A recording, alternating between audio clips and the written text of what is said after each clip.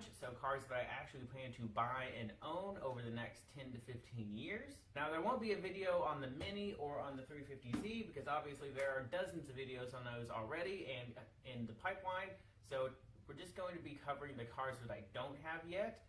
And the first car that I plan to buy and add to this list as soon as I'm done with PA school is a 2006 to 2010 BMW E60 M5. For me, it is the ultimate sports sedan. There are a lot of great options out there. There are a ton of cars with naturally aspirated V8s and twin turbo V8s and inline sixes and all sorts of different engines in between. But this is one of only 2 sedans to ever have a 10-cylinder engine, and really the only true sports sedan with a 10-cylinder engine. The Audi S6 that they did, it was very neutered. It had 100 horsepower less than the Gallardo did, so they really took a lot out of that engine, and of course it was an S and not an RS, so it was really just not quite to the level of the M5. So for me, this is the ultimate expression of a supercar in a more practical car coating. You have a 5-liter, 500 horsepower V10, a little under 400 foot-pounds of torque, a red line of over 8,000 RPM, a top speed of over 200 miles an hour, a 0 to 60 somewhere in the 4-second range with a quarter mile somewhere in the 12-second range.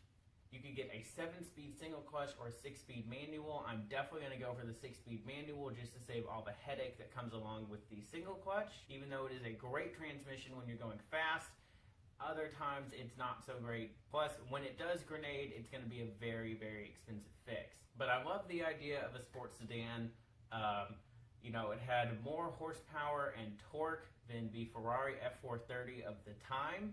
And at the same time, you could also have a bunch of stuff in the trunk. You could have 5 fully grown adults in the car for a short trip, or 4 fully grown adults for a longer trip. You've got all of the leather and luxury and comfort that goes with a luxury sedan, but you also have the practicality that goes along with the sedan, and then the excitement of an exotic when you put your foot on the gas. I have always loved the idea of a sports sedan, and for me the E60 M5 is the ultimate expression of what a sports sedan really should be. You have an exotic engine, you have supercar performance, and you have all that tucked into a practical chassis.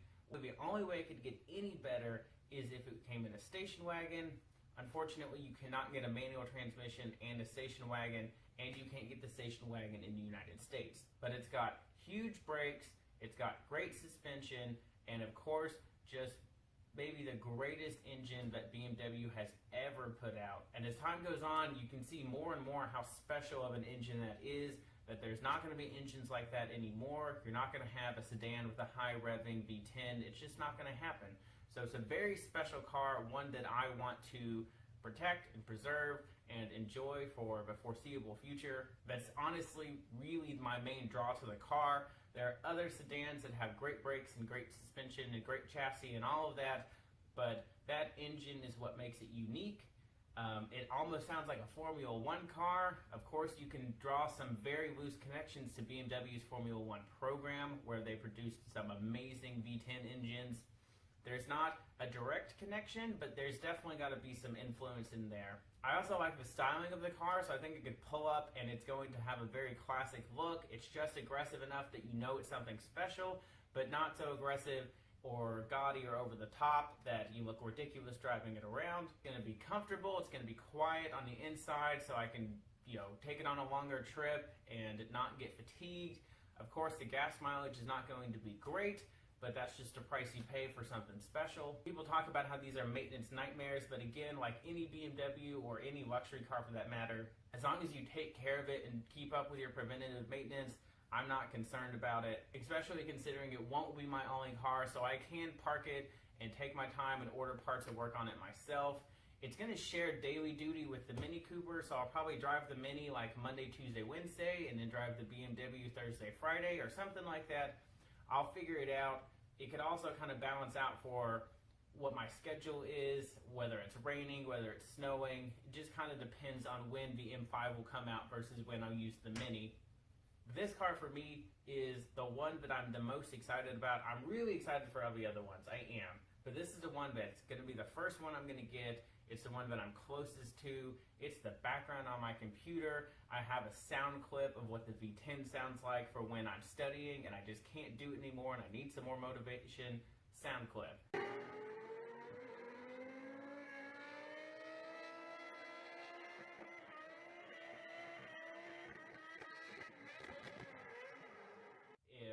Every time I get on my computer and I'm about to do work, I see that card there on the background and it's reminding me, hey, keep going, keep doing this. On the other side, this is what's waiting for you. Right now, values are anywhere from $20,000 to $30,000 depending on mileage and how special the owner thinks the car is. There are some of them that are in pretty good shape and the people want $30,000 for them, and there are some that are in better shape than that, and the guy's only asking $22,000, $23,000. So until I really get under the car and get it inspected, I'm not really going to know. I am going to have to travel to pick it up, which is fine. I'll get to drive it back a couple hundred miles and get to know it some more. But I'm expecting to pay about $25,000 for a really nice one that's well sorted, that has already had the rod bearings done, that has low enough mileage that I'm not going to worry about a lot of other maintenance stuff coming up right away. Because I do plan on driving it hard, I do plan on enjoying it, I plan on keeping it probably forever. Unless something really dramatic happens, I don't see any reason to ever get rid of it. I'm not the type of person that likes to buy and sell cars.